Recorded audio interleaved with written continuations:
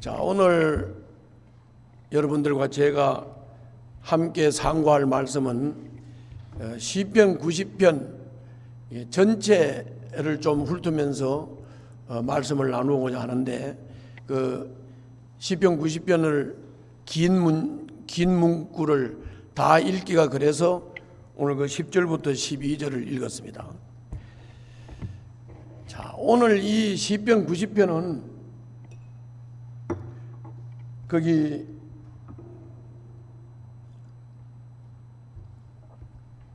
본문을 한번 보세요. 본문을 보시면은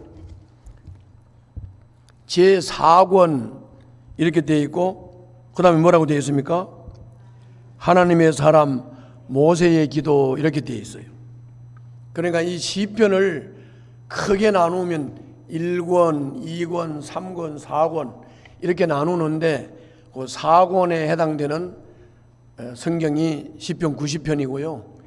그 4권 중에서 모세의 시가 여기 딱 한 장이 있습니다.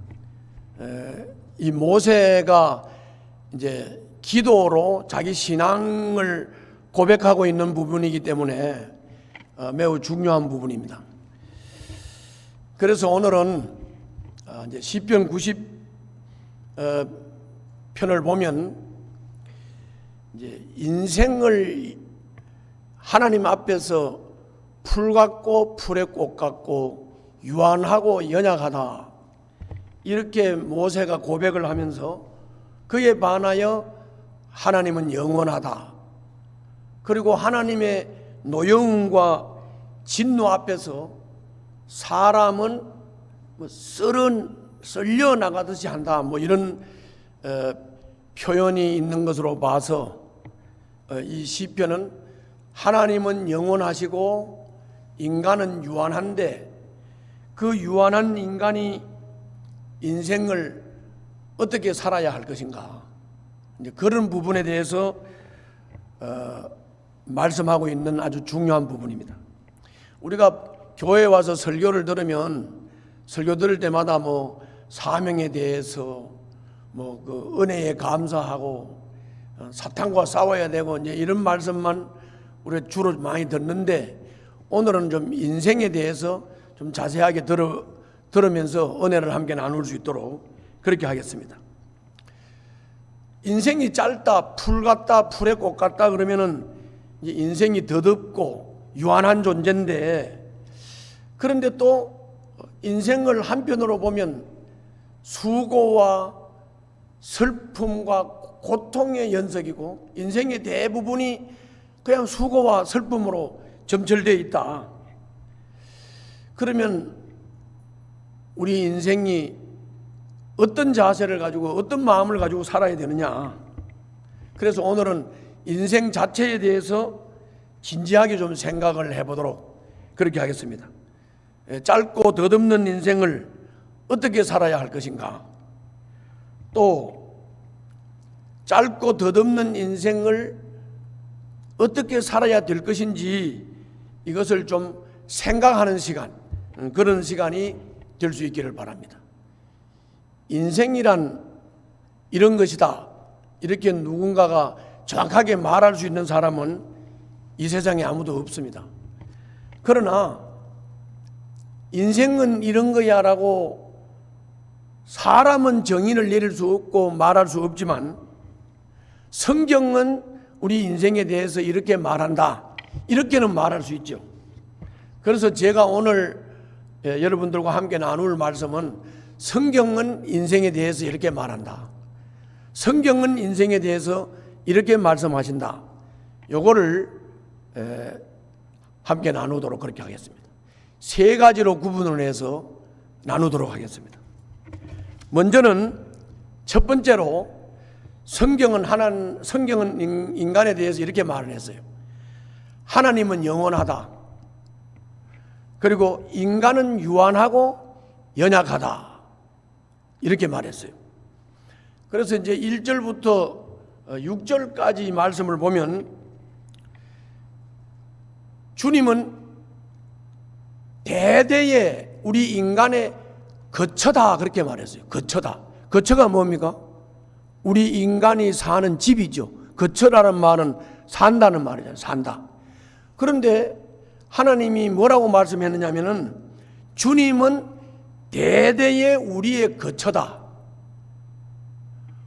그러니까 영원하신 하나님이 우리 인간의 거처다. 우리 인간이 사는 집이다. 이런 표현을 하는 거예요. 이런 표현을 하면서 영원하신 하나님은 산이 생기기 전에도 계셨고 땅과 세계도 주님께서 만드셨고 곧 영원전부터 영원까지 주님은 하나님이시다. 그렇게 영원한 하나님을 말씀을 했어요. 그게 반해서 인간은 티끌이다. 인간은 티끌로 돌아가야 한다. 티끌로 돌아간다는 말은 이 티끌은 그 원어를 보게 되면은 이게 흙이라는 말이거든요. 그래서 인간이 티끌로 돌아간다 이 말은 인간은 흙으로 돌아간다. 그리고 하나님은 우리 인간이 티끌로 돌아간다, 연약하고 유한한 존재다. 이것에 대해서 하나님은 이렇게 말했어요. 하나님께서 볼 때는 천년이 지나간 어제 같다. 그리고 천년이 밤의 한순간 같다. 그러면 하나님이 영원하다는 의미가 여기서 살아나죠. 영원하다 이 말은 하나님은 과거도 현재도 미래도 구분이 없어요. 하나님은 항상 현재 영원하신 분이에요. 어제도 계셨고 산이 생기기 전에도 계셨고 땅과 세계도 하나님이 만들었고 영원부터 영원까지 계신 분. 언제나 주님은 현재로 계신 분. 우리 인간들은 천년이 엄청 길다고 말을 하고 또 과거, 현재, 미래를 우리가 말하기 때문에 뭐 천년의 역사, 뭐 백년 역사 이러면 막 엄청 길고 이렇게 얘기를 하지만 하나님은 그냥 천년이 지나간 어제 같다. 그리고 또 밤의 한순간 같다. 그리고 그 하나님은 영원하시다. 그러면 영원하신 하나님은 영원히 항상 현재이신 하나님이시다 하는 것을 우리가 볼 수가 있습니다. 그리고 우리 인간들을 보고 뭐라고 말했냐면 홍수처럼 썰어간다 이렇게 말씀하고 또 우리 인간의 한 생애를 잠깐 자는 것 같다. 그리고 아침에 돋는 풀 같고 푸른 아침에 꽃이 피가지고 아주 아름다운 자태를 자랑을 하다가 저녁에는 시들어 말라버린다. 이렇게 표현했어요. 그럼 정리하면 하나님은 영원하시고 인간은 풀 같은 존재다. 인간은 유한하고 연약한 존재다. 이런 말이죠. 한번 읽어볼까요? 거기 1절부터 6절까지만 한번 읽어보겠습니다. 제가 설명을 했으니까 읽으면 얼른 돌아올 겁니다. 자, 다 같이 읽습니다. 시작. 주여, 주는 대대에 우리의 거처가 되셨나이다. 산이 생기기 전 땅과 세계도 주께서 조성하시기 전 곧 영원부터 영원까지 주는 하나님이시니이다. 주께서 사람을 티끌로 돌아가게 하시고 말씀하시기를 너희 인생들은 돌아가라 하셨사오니 주의 목전에는 천년이 지나간 어제 같으며 밤의 한순간 같을 뿐임이니이다. 주께서 그들을 홍수처럼 썰어 가시나이다. 그들은 잠깐 자는 것 같으며 아침에 돋는 풀 같으니이다. 풀은 아침에 꽃이 피어 자라다가 저녁에는 시들어 마르나이다.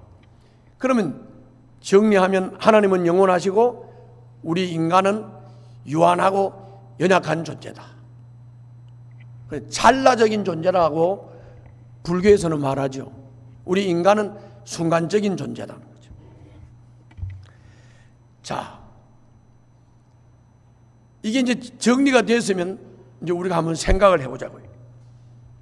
하나님은 영원하신데 그 영원하신 하나님을 우리의 거처였다. 이 부분을 잘 보셔야 돼요. 그래서 우리 인간이 타락을 하기 전에는 영원하신 하나님이 우리 인간의 거처였기 때문에 우리 인간도 영원한 존재였어요. 영원한 존재였어요.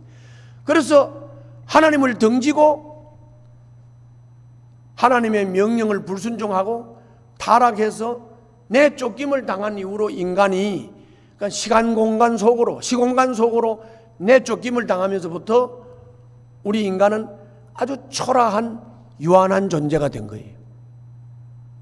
그래서 찰나적인 인생을 살 수밖에 없는. 그래서 우리 인간은 굉장히 우리 인생이 길게 느껴지지만 사실은 그냥 순간 눈 깜빡할 사이를 살고 가는 거예요. 근데 인생이 눈 깜짝할 정도의 순간의 삶을 살고 간다는 것이 젊을 때는 사실은 이해가 안 가더라고요. 이해도 안 가고 뭐 그런 말이 다 있어. 나 아직도 챙챙하게 젊고 얼마든지 내가 살 수 있는데 이렇게 생각을 했는데 이제 나도 가만히 내 인생을 돌아보면 별로 산 것 같지 않거든요. 아직도 나는 막 팔팔해요. 팔팔한 것 때문에 이제 요거 설교하러 올라오기 전에도 잔소리를 한참 듣다 왔어. 어제 자꾸 우리 마당에 잔디가 쫙 깔려 있는데 그 잔디가 또 잘 자라요. 그래가지고 1년이면 2번 내지 3번을 이 잔디를 깎아줘야 돼요. 그런데 이제 하루 미루고 이틀 미루고 막 날씨는 덥고 그래서 미루다가 어제는 내가 아무래도 이렇게 하면 안 되겠다. 이거 잔디를 깎아야 되겠다. 그래가지고 이제 잔디를 깎기 시작을 해가지고 이제 기계로 이제 잔디를 깎다 보니까 깎다가 그만둘 수도 없고 이러니까 12시쯤 시작을 해가지고 이게 이제 오후 한 4시쯤 이렇게 작업이 끝난 거예요. 작업이 끝났는데 지금 여러분들 제 얼굴 한번 보세요. 새까맣지요? 탄 거예요, 어제.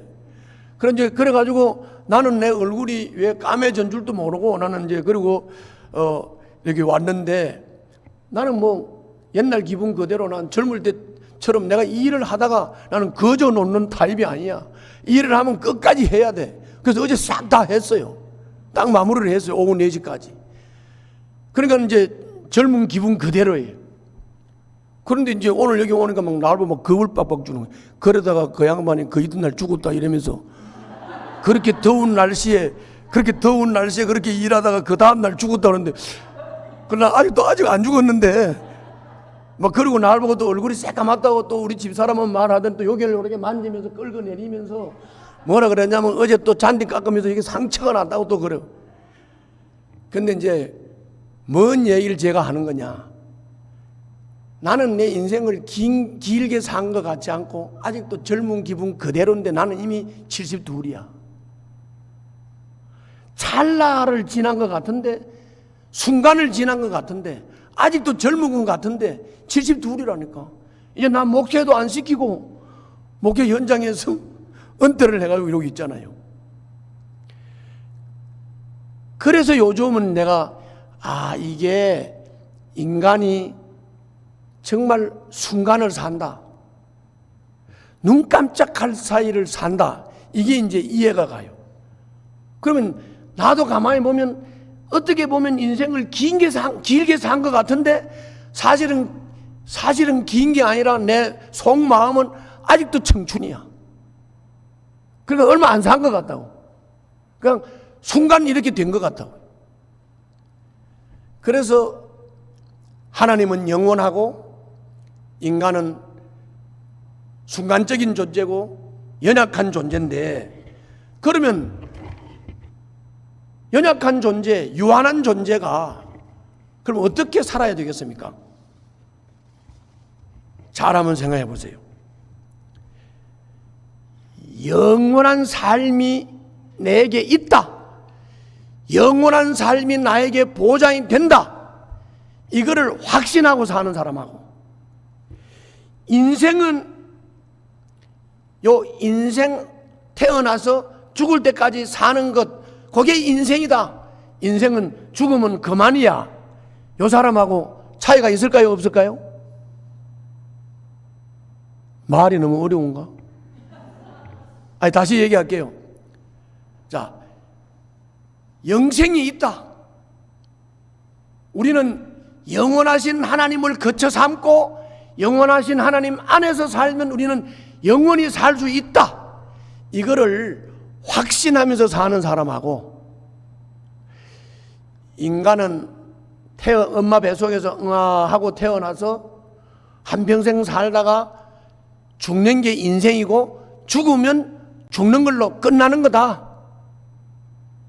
이렇게 인생을 이해하는 사람하고 영생이 있다고 확신하는 사람하고 달라요? 같아요? 다르지요? 다르잖아요. 그러면 우리는 어떻게 살아야 돼요? 그렇기 때문에 우리는 영원하신 하나님이 원래 우리의 거처였다니까요. 우리가 타락해서 그 거처를 빠져나와서 내쫓김을 당한 거지. 그러면 우리는 어떻게 살아야 돼요? 영원하신 하나님을 우리 거처로 회복하고 영원하신 하나님을 거처 삼으면 되지요. 그러면 우리는 영원한 삶을 살 수가 있죠. 할렐루야.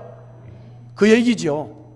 그래서 이미 예수 믿고 거듭나서 교회에서 공동체 생활 잘하고 예수님의 몸으로 사는 여러분들한테 이 얘기가 무슨 소용이 있겠습니까? 그러나 여러분들 예수님 믿기를 잘하셨어요. 왜 이 말씀을 주님께서 자꾸 반복해서 성경에서 말씀하실까요? 아직도 확신을 못하는 사람이 있으니까 주님이 말씀하시는 거죠. 오늘 저녁에 배동교회 성도님들은 확신하시기를 바랍니다. 영원하신 하나님이 우리의 거처였다. 우리가 죄를 짓고 타락했지만 이제 죄를 회개하고 예수를 영접하고 하나님을 나의 영원한 거처로 회복하면 우리는 영원한 삶이 보장된 하나님의 자녀다. 할렐루야. 이거를 여러분들이 확신하고 흔들리지 마시기를 바랍니다. 그러면 여러분들은 영원한 삶을 확정하고 사는 사람이기 때문에 여러분들의 삶의 가치는 전혀 다를 뿐만이 아니라 여러분들의 삶의 목표도, 여러분들의 삶의 자세도, 여러분들의 삶의 의미도 전혀 다른 가치 있는 삶을 살게 될 줄 믿습니다. 자, 그러면 두 번째로 성경은 뭐라고 말씀하느냐? 인간은 하나님을 두려워해야 한다. 이 말을 우리가 다른 말로는 우리가 하나님을 경외한다 이렇게 말하죠. 하나님을 경외한다. 경외한다는 말은 거기에 두려움도 포함되어 있어요. 하나님을 두려워할 줄 알고 하나님을 사랑하고 그리고 하나님을 존경하는 걸 말하는 거예요. 그래서 우리 인간은 하나님을 두려워해야 하고 하나님을 존경해야 하고 그리고 하나님을 사랑해야 한다. 그리고 그 살아계신 하나님 앞에서 살아야 한다. 그 하나님 앞에서 사는 것을 갖다가 빛 가운데서 사는 것이다. 이렇게 말한다. 그러므로 우리가 영원하신 하나님을 거처로 삼고 우리가 영원한 삶을 보장받은 존재니까 우리는 하나님을 두려워해야 돼요? 안 해야 돼요? 두려워해야 돼요. 요즘 이 세상 사람들은 진짜 하나님 두려운 줄을 몰라요. 그리고 또 복음도 이게 잘못 전하면 하나님은 사랑이시다, 하나님이 사랑이시다 이걸 치우쳐 전하면 하나님이 사랑인 것은 맞고 하나님이 나를 사랑하시는 것도 맞는데 할아버지가 나를 사랑하는 것도 알고 할아버지가 나를 위하는 것도 아는데 할아버지 수염 뽑으면 돼야 안 돼요? 말이 어려운가? 할아버지 수염 뽑으면 돼야 안 돼요? 안 되지요. 마찬가지로 하나님은 사랑이시다. 하나님은 우리를 사랑하신다. 하나님이 우리를 사랑하셔서 독생자 예수를 보내주시고 그 예수님이 십자가 지고 죽으셔서 우리를 구원시키셨다. 사랑 맞지요? 그런데 복음도 잘못 전하면 사랑만 계속 전하면서 하나님의 두려움을, 하나님이 두려운 분이시고 하나님을 공경해야 할 분이고 존경해야 할 분이라고 하는 것을 쏙 빼내버리면 할아버지 수염 빼내는 사람 만들어 놓는다고요. 할아버지 수염 뽑는 사람 만든다니까. 아멘? 우리가 그걸 알아야 돼요. 자, 그래서 7절부터 11절에서 여기 대해서 하나님이 이렇게 말씀했어요. 하나님이 노하시면 인생은 소멸된다. 하나님이 무슨 분이요? 하나님이 노하시면 인생은 소멸돼 버려요. 여러분들 하나님 앞에 서 보셨어요? 하나님 보셨어요? 모세도 하나님을 못 봤어요. 모세도 하나님을 못 보고 어떻게 했어요? 뒷만 보셔서 하나님의 뒤. 그런데도 얼굴에 막 광채가 났어요, 모세가. 하나님이 그런 분이에요. 그렇기 때문에 우리 죄 많은 인간이 죄 문제 해결 안 하고 하나님 앞에 서면 그 자리에서 죽어. 그러니까 하나님이 노하시면 인간은 소멸된다. 주님이 분을 내신다. 그러면 인생은 소스라치게 놀란다. 그리고 우리가 몰래 이러면서 죄 짓고 나쁜 짓 하고 거짓말하고 사람 사이에 막 이간질을 시키고 막 그러고 모르겠지. 내가 거짓말해서 아무도 모를 거야. 그 시침이 딱 되고 천만에 하나님 다 아셔요. 우리의 죄악을, 우리의 은밀한 죄를 주님의 얼굴 빛 가운데 두셨다. 그 말은 뭔 말이에요? 우리가 은밀하게 죄 짓는 거 못 감춘다 그 말이에요. 다 드러난다. 다 드러난다. 다 드러난다. 감출 수 없다. 하나님은 심판자시다. 하나님 아까 말씀하셨죠? 분노하면 우리는 소멸돼 없어져 버려요. 죽어. 하나님을 두려워할 줄 알아야 돼요. 그리고 아까도 말씀을 드렸지만 인간은 순식간에 찰나적으로 살다가 없어지는 그냥 그저 하루살이만도 못한 어떤 면에서는 연약한 존재인데 그래서 이렇게 말하죠. 우리 인간이 연수가 70이고 좀 뭐 강건하다고 하면 80인데 그것도 7, 80을 살고 제가 조금 전에 고백한 것처럼 7, 80을 살고 자기 인생을 돌아보니까 날아가는 것 같다. 신속히 간다. 세월이 빠르다. 이렇게 말해요. 세월이 빠르다. 이렇게 말해요. 그리고 인생을 돌아보니까 그 짧은 인생임에도 불구하고 인생이라는 게 수고와 슬픔 뿐이더라. 자랑할 거라고는 아무것도 없더라.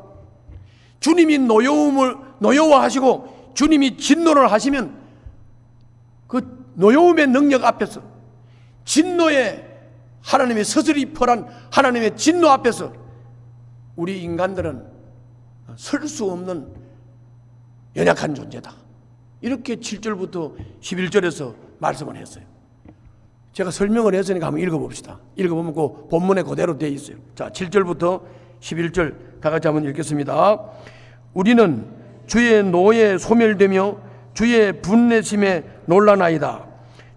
주께서 우리의 죄악을 주의 앞에 놓으시며 우리의 은밀한 죄를 주의 얼굴 빛 가운데 두셨사오니 우리의 모든 날이 주의 분노 중에 지나가며 우리의 평생이 순식간에 다하였나이다.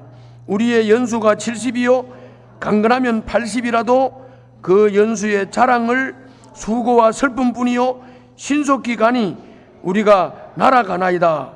누가 주의 노여움의 능력을 알며 누가 주의 진노의 두려움을 알리까? 이렇게 말씀했어요. 자, 이렇게 이제 제가 설명을 하고 말씀도 읽었으니까 이제 여러분들은 주님 두렵지요? 말이 어려워요. 여러분들 주님 두려워요? 두려워야 된다고.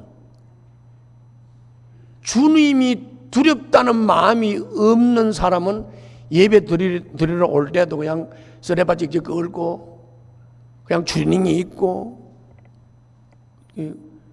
두려우신 어르신을 만나러 오는데 복장 잘 갖추고 와야지요. 뭘 가르쳐 놔서 그래? 하나님의 사랑만 가르쳐 놔서 그런 거야. 아시겠지요? 주님이 두려워서 해야 돼요. 근데 두려우면서도 못된 성격 파탄자 아버지가 애들 싸다구나 때리고 뭐 이런 두려움 말고 존경하면서 두려워하는 겁니다. 아멘? 존경하면서 두려운 하나님이에요. 그리고 사랑이 무한하신 분이에요. 우리를 구원하기 위해서 독생자 예수 그리스도를 십자가에 못 박으시기까지 우리를 사랑하시는 그 주님이라고. 사랑이시면서도 존경의 대상이시고 그리고 두려움의 대상인 하나님. 오늘 여기도 분명히 말씀했잖아요. 주님의 노여움의 능력을 알 자 누구냐 이랬잖아요. 여러분들은 주님의 두려움을, 주님의 노하심과 주님의 분노하심과 주님의 진노하심의 두려움을 아시기를 바랍니다. 여러분들 예레미야서를 묵상을 해보면은 남쪽 유다의 시드기야와 그 마지막 그 유다 나라의 마지막 시대에 보면은 이스라엘 백성들이 하나님을 두려워할 줄 몰랐어요. 그리고 우상 숭배하고 죄 짓고 그리고 과부들 그리고 연약한 사람들 무시하고 말씀 무시하고 멸시하고 하나님을 두려워할 줄 몰랐어요. 그게 결국은 바벨론으로 포로 잡혀가는 결과를 가져오게 된 거예요. 우리 배동교회 모든 성도들은 하나님을 두려워하며 존경하며 사랑하는 성도들이 되시기를 주님 이름으로 축원합니다. 그러면 하나님이 그런 분이시라는 것을 우리가 깨달았다면, 하나님이 우리를 심판하시는 심판자이심을 깨달았다면 우리는 하나님 앞에서 살아야 되는 줄로 믿습니다. 하나님 앞에서 사는 것이 곧 빛 가운데서 사는 거예요. 빛 가운데서 사는 거예요.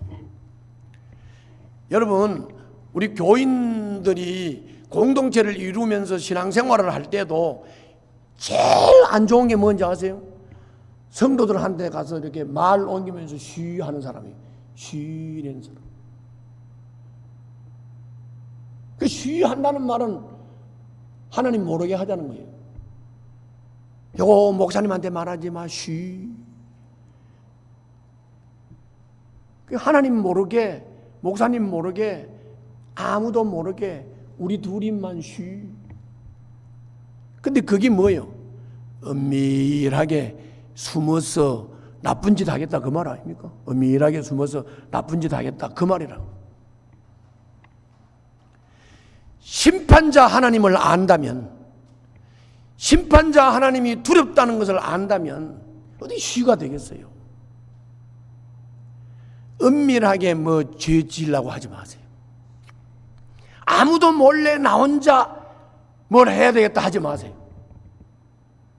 그거는 여러분들의 삶을 피폐하게 만들고 어두움의 삶을 만들어요. 빛 가운데 사는 삶이 아니에요. 은밀하게 숨어서 하지 마세요.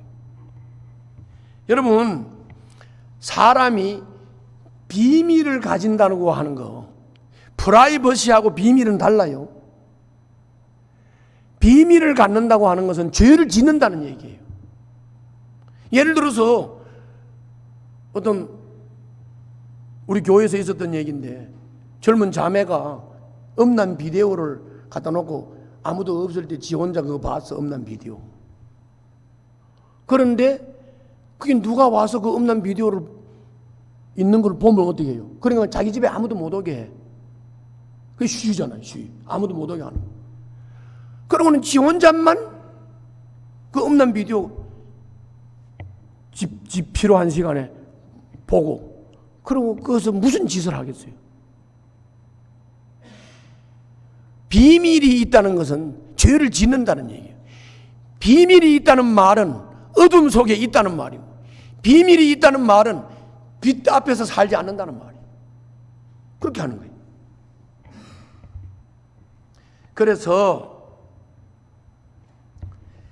숨어서 죄를 지으면서 비밀을 만들고 은밀하게 뭘 하는 거, 그것은 삶의 허비야. 삶의 허비, 삶의 낭비라고요. 삶을 낭비하지 말고 빛 가운데서 사시기를 바랍니다.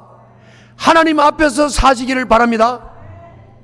우리 대한신학교 표가 그거였어요. 하나님 앞에서 살자. 코람데오, 하나님 앞에서 살자. 하나님 앞에서 살자는 말은 빛 가운데 살자는 거예요. 비밀 만들지 말고 살자는 거예요. 여러분들 인생 오래 사셨으니까 다 경험 있으시죠? 비밀 한번 가졌던 경험 있죠? 비밀? 혹시 지금도 비밀이 있으면 토설하세요. 비밀이 있다는 말은 빛을 싫어한다는 말이고 어둠 속에 있다는 말이니까 오늘 이걸 우리가 확실히 깨달았으면 하나님이 심판자고 하나님이 두려운 분이고 하나님이 존경하실 분이고 하나님이 내 생사화복을 주관하시는 분이고 그분이 진노하시면 그 앞에서 소멸된 존재라면 이 연약한 존재가 과연 어떻게 해야 되겠어요? 하나님 앞에서 살아야지. 빛 가운데서 살아야지. 할렐루야. 그 얘기입니다. 그리고 또 7절부터 11절에서 또 한 가지 중요한 거는, 그런데 그 찰나적인 인생이고 순간을 사는 인생인데, 그런데 그 인생을 쭉 돌아보니까 짧은데 그 짧은 인생의 태반이 수고와 슬픔이더라. 수고와 슬픔이더라. 자, 이제 내가 어려운 말 안 할 테니까, 자, 여러분들 자기 생애를 한번 돌아봐요. 50을 살았든 60을 살았든 70을 살았든 생애를 한번 돌아봐요. 돌아보니까 슬프고 수고하고 괴로웠던 일이 더 많아요? 행복하고 즐겁고 막 너무너무 좋은 게 더 많아요? 하긴 뭐 요새 텔레비에 보면은 전부 광고하고 뭐 하는 거 보니 전부 다 막 흔들고 막 웃고 맛있는 거 먹고 뭐 그런 것만 나오니까 뭐 다 행복한가? 자, 다시 물어볼게요. 뭐 말이 어려운가? 여러분 산 것만큼 산 인생을 돌아보니까 괴로운 게 많았어요? 즐거운 게 많았어요? 괴롭지요? 괴롭고 슬프고 수고 연속이고 뭐 하나 조금 비일만 하면 또 일 터지고 뭐 또 마무리 될 만 하면 또 터지고 다 될 것 같으면 또 터지고 맞지요? 성경이 그렇게 말한 거예요. 수고와 태반이, 짧은 인생인데도 불구하고 수고와 슬픔이 태반이다. 그렇게 말씀했어요. 그렇다면 우리는 어떻게 살아야 돼요? 하나님이 두려우신 분이고 하나님이 놀라우신 분이고 하나님이 영원하신 분이고 그리고 심판자이시고 그렇기 때문에 우리가 하나님 앞에서 살아야 되고 빛 가운데서 살아야 된다. 그 다음에 짧은 생애 전부가 슬픔과 괴로움과 수고로 점철된다고 하면 그러면 우리는 어떻게 인생을 살아야 되는가?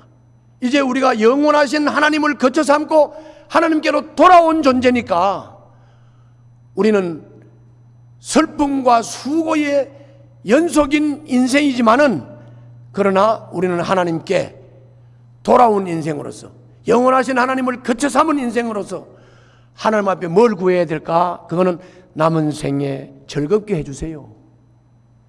남은 생애를 기쁘게 해주세요. 할렐루야. 한번 따라해 봅시다. 내 남은 생애를 즐겁게 해주세요. 내 생애에 사랑을 부어주세요.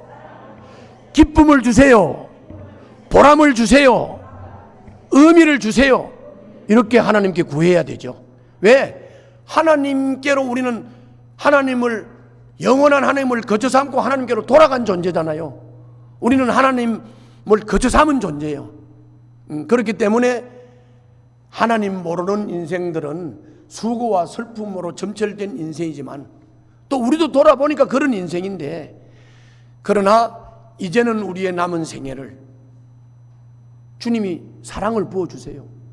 그리고 즐겁게 살게 해주세요. 그리고 기쁘게 살게 해주세요. 기쁨으로 채워주세요. 할렐루야. 그리고 그거를 세워주세요. 기쁨을 주세요. 즐겁게 해주세요. 그런다고 되는 건 아니잖아요. 그래서 이제부터 여러분들이 사는 훈련을 하셔야 돼.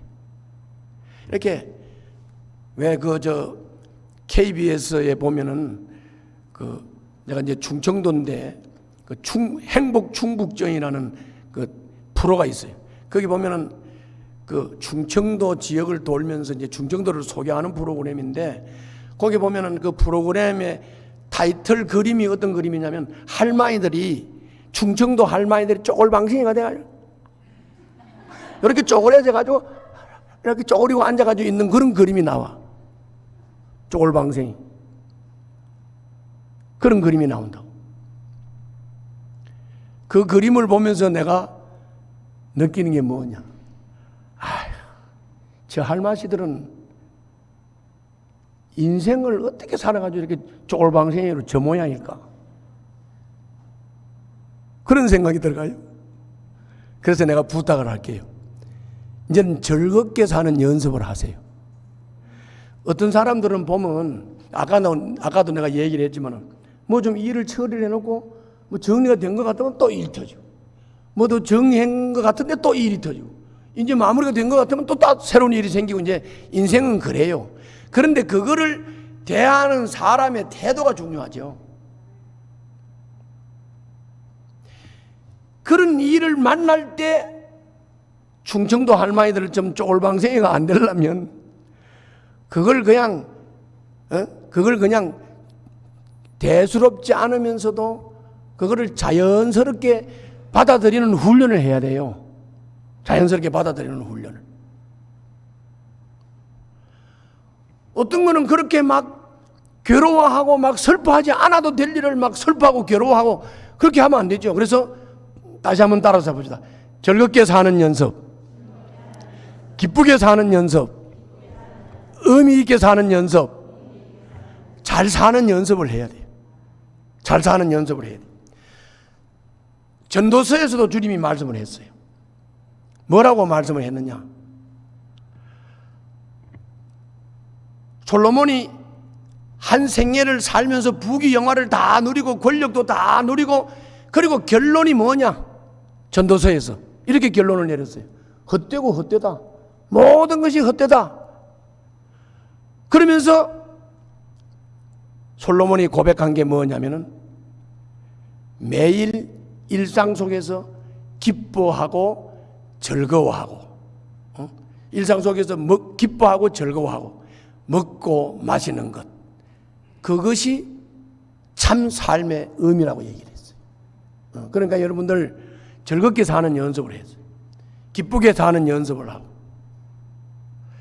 자꾸 뭐 이렇게 맛있는 거 있으면 요건 내 딸 줘야지 요건 내 아들 줘야지 또 이렇게 꼬개 싸가지고 창고 속에 넣어놨다 썩고 그러지 말고 그냥 맛있는 거 있으면 드세요.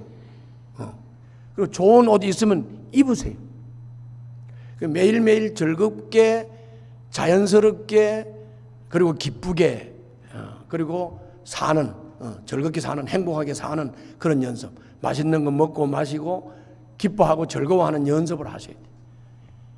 이제 여러분들 앞에서 인간이 순간이라고 그랬잖아요. 날아간다고 그랬잖아요. 뭐 지금 뭐 얼마나 사시려고? 살아봤자 눈 깜빡할 사이에요. 살아봤자 어제 같고 살아봤자 순간 같아요. 그러니까 다시 한번 말씀드립니다. 즐겁게 사는 연습하시고 기쁘게 사는 연습하시고 맛있게 먹고 감사하는 삶을 살고 할렐루야. 그리고 그 하나님 앞에서 하나님이 심판자이시다. 하나님은 두려운 분이시다. 하나님은 존경해야 한다. 하나님을 사랑한다. 하나님 앞에서 살자.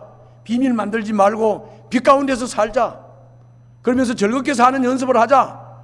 그 연습이 안 되면 수고와 슬픔으로 그냥 한평생 점철하는 거예요. 아멘. 그걸 꼭 기억하시기를 바랍니다. 자, 세 번째는 하나님은 영원하신 분이고 심판자고 그 앞에서 그분이 빛이기 때문에 그 앞에서는 다 드러나고, 또 우리 인생은 반면에 짧고 풀과 같고 풀의 꽃 같고, 그리고 수고와 슬픔에 점철된 우리 인생이라고 하면, 이 고생스러운 인생 살아가는데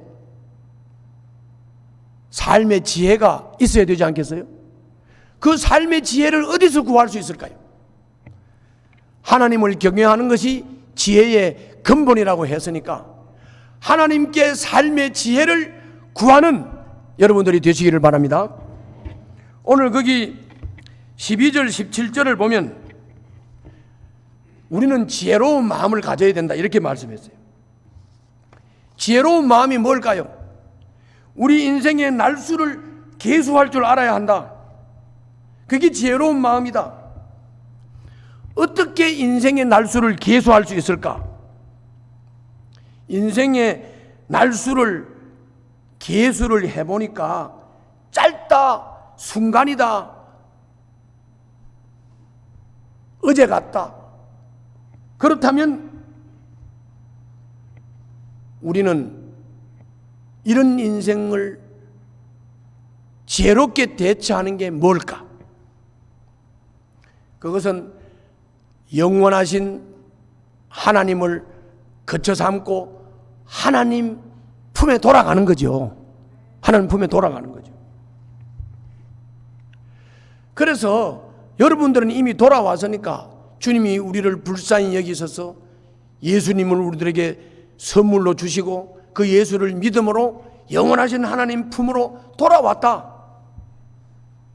그런데 여러분들 주변에 그런 것을 깨닫지 못하는 사람들에게 이 인생을 그냥 오늘 말씀 들은 걸 간단하게 말씀을 하시고 인생의 유한함과 인생의 수고와 슬픔의 점철과 찰나적인 인생, 이런 인생을 좀 잘 대화로 나누고, 그리고 그거를 유한한 인생,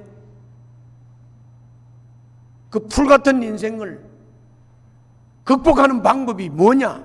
그것은 우리가 원래 영원하신 하나님이 우리의 거처인데 우리가 죄를 지어서 내쫓겼기 때문에 우리가 예수를 영접하고 죄 문제를 해결하고 하나님의 품으로 돌아가면 영원하신 하나님의 생명 가운데서 우리는 영원한 삶을 살 수 있다. 할렐루야. 이렇게 알려줘야 되죠. 이렇게 알려줘야 되죠.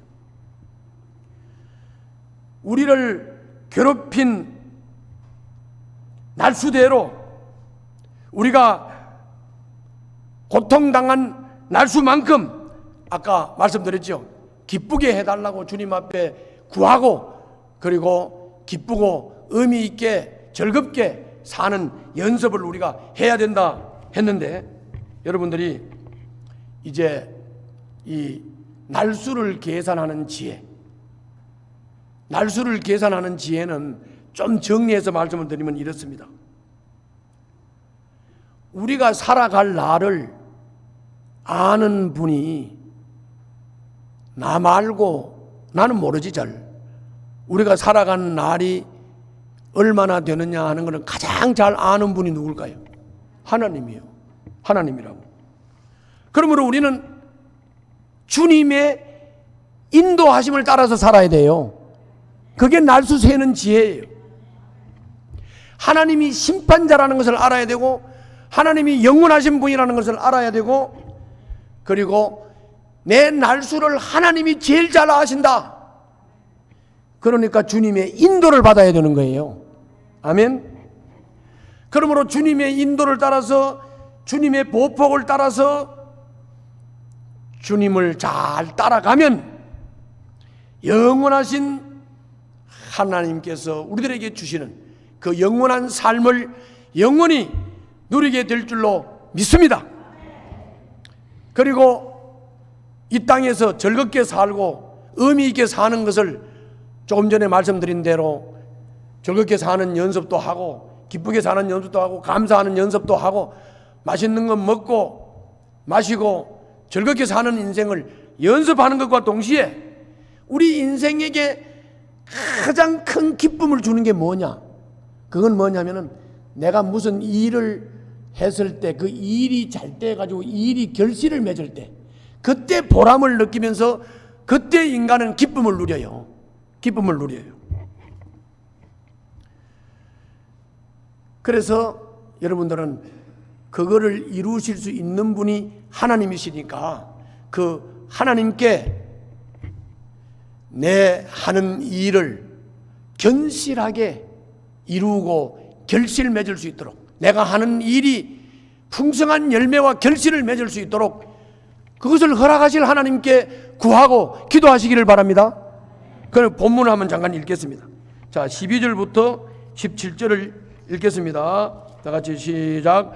우리에게 우리 날 계수함을 가르치사 지혜로운 마음을 얻게 하소서. 여호와여 돌아오소서. 언제까지니이까? 주의 종들을 불쌍히 여기소서. 아침에 주의 인자하심이 우리를 만족하게 하사 우리를 일생 동안 즐겁고 기쁘게 하소서.